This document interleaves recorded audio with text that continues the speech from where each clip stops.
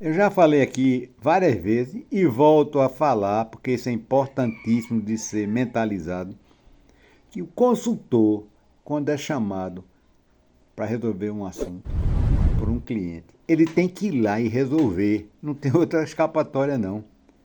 Ele tem que ir lá, identificar qual é o problema e criar as hipóteses que ele possa criar de efeitos e causas do problema, né? E tentar checar essas hipóteses para identificar qual é a verdadeira causa do problema e apresentar uma solução para resolver. Se ele não fizer isso, está frito. O cliente queima ele. Então, às vezes, o consultor tem até que estudar, né?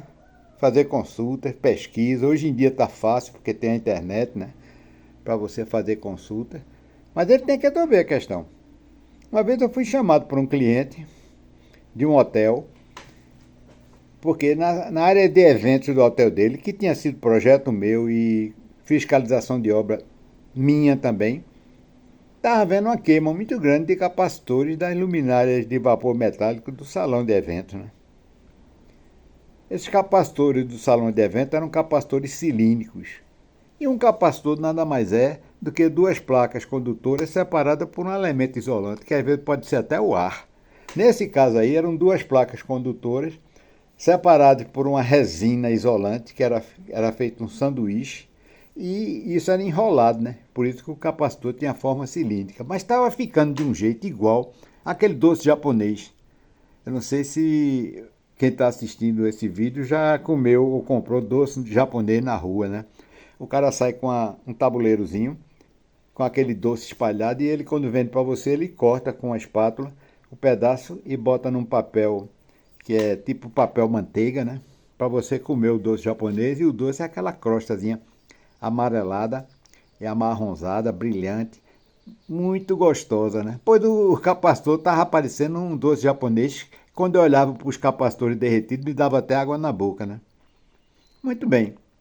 Eu comecei a formular as hipóteses de causas prováveis do problema, né? Uma delas podia ser o seguinte: o reator está esquentando demais, está encostado no capacitor, transmitir calor para o capacitor e esse calor provocar uma ruptura do dielétrico do capacitor, né? Uma outra hipótese poderia ser um calor excessivo no ambiente. Está num ambiente muito quente por uma fonte de calor qualquer, né? Eu não via mais nenhum. Sim, uma sobretensão, por exemplo, também no sistema, né? Que estava rompendo o dielétrico do capacitor, podia ser uma causa também, né? Muito bem. Eu fui verificar nos locais onde houve a queima desse capacitor. A luminária e o reator eram de primeira qualidade. Eu sei disso porque eu fiscalizei a obra, era Osram. E estava tudo limpinho, parecendo que era novo, porque não fazia pouco tempo que tinha sido inaugurada a obra, não, uns 8 meses mais ou menos. Estava tudo limpo, em perfeito estado, não havia mancha alguma no reator, porque se tivesse um capacitor encostado no reator e o capacitor queimasse, manchava o reator, né? Deixava um resíduo do derretimento do capacitor, nada, coisa alguma.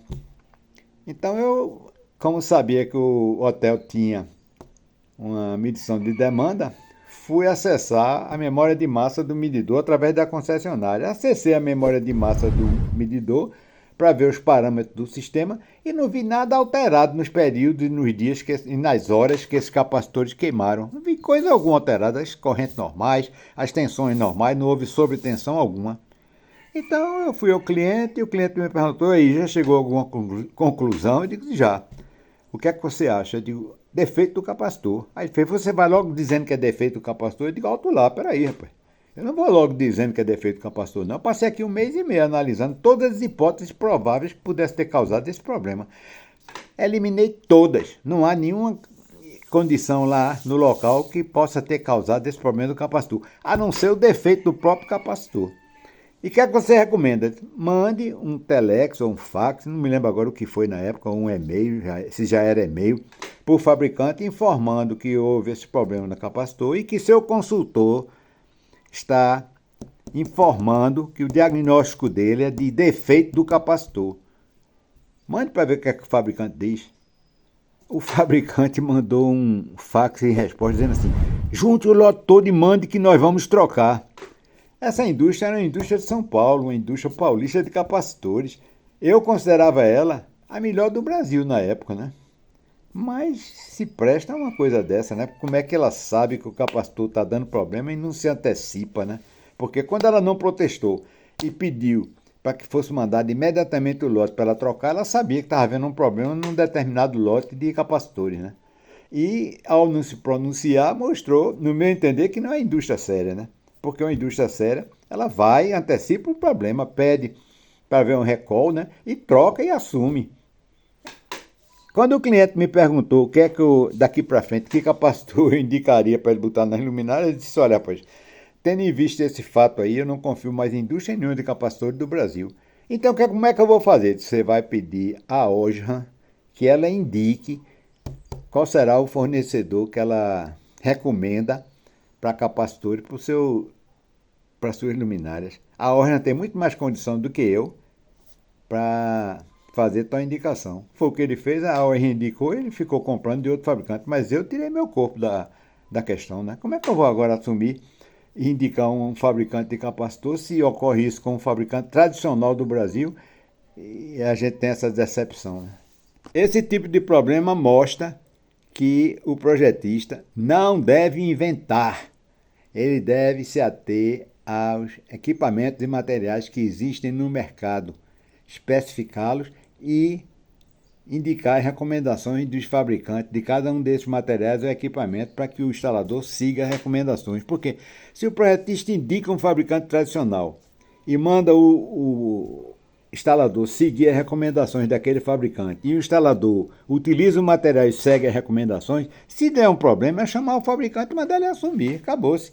A gente não tem responsabilidade alguma porque nós não inventamos. O que é que eu faço? Recomendo os materiais de primeira qualidade no mercado e que sejam de fabricantes tradicionais.